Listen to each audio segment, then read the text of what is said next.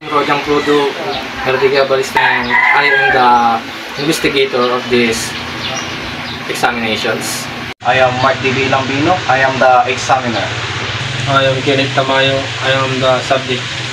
So, here's the agreement with the subject, and I consent him to conduct this investigation or examinations, and I pass this agreement to the examiner to conduct the polygraph examinations.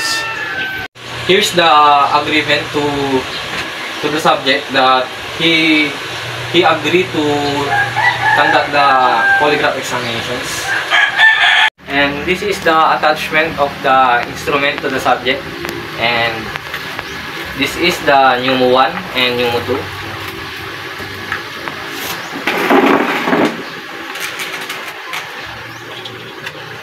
So Pneumo 1 is the pneumatic connections of upper, which is the thoracic part.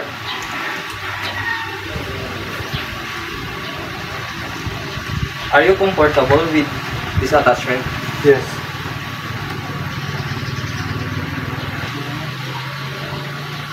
And this is the pneumatic connections of the lower part of abdominal.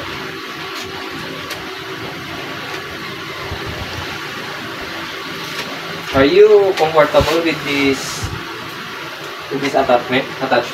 Yes.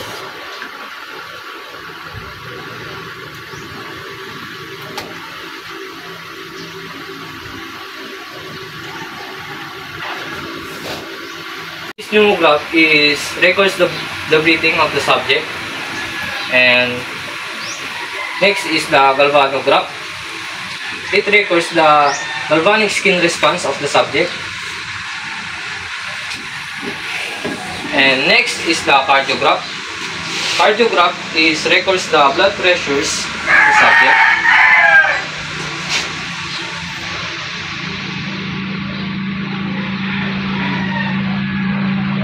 And next is the chemograph. It records the chart paper of this instrument in this chemograph. These are the questions. Do you believe I won't ask you have not explored? Yes. Do you intend to answer truthfully? Yes. Is your name is Kenneth Tamayo? Yes. Are you 23 years old? Yes. Are you living in municipality of Malasigi? Yes. Are you married? Yes. Did you tell anyone that Alexa is a liar? No. Did you post negative comments about Alexa? No. Did you state that Alexa has a criminal record? No. Do you have any children? Yes. Do you have a bank account? Yes. Do you have a job? Yes. Are you a Filipino citizen? Yes. Do you tell others that Alexa is having an affair? No.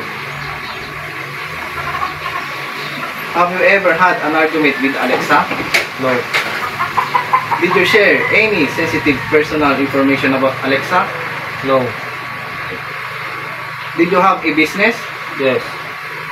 Are you currently employed? Yes.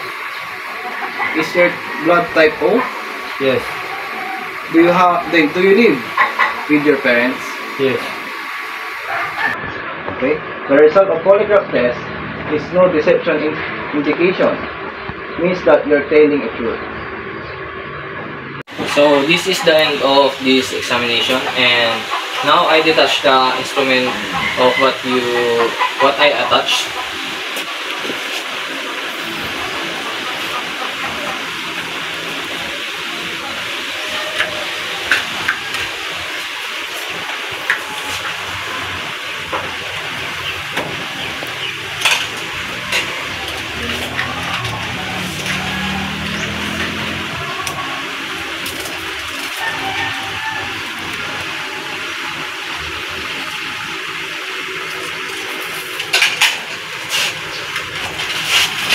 So, thank you sir for your cooperations.